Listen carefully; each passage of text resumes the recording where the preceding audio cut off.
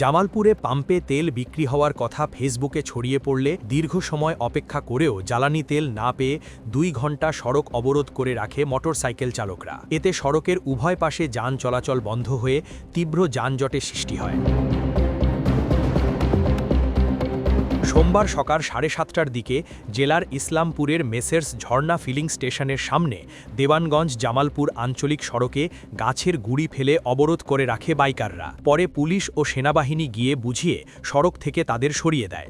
স্থানীয়রা জানান, ওই ফিলিং স্টেশন জ্বালানি তেল দেবে এমন খবর ছড়িয়ে পড়ে ফেসবুকে। পরে সকাল থেকেই শতাধিক মোটরসাইকেল চালক তেল নেওয়ার জন্য লাইনে দাঁড়িয়েছিলেন। তবে দীর্ঘ সময় পার হলেও পাম্প বন্ধ থাকায় কোনো তেল সরবরাহ করা হয়নি। এতে ক্ষোভে ফেটে পড়েন অপেক্ষমান চালকরা। এক পর্যায়ে তারা সড়কে নেমে অবরোধ সৃষ্টি করেন।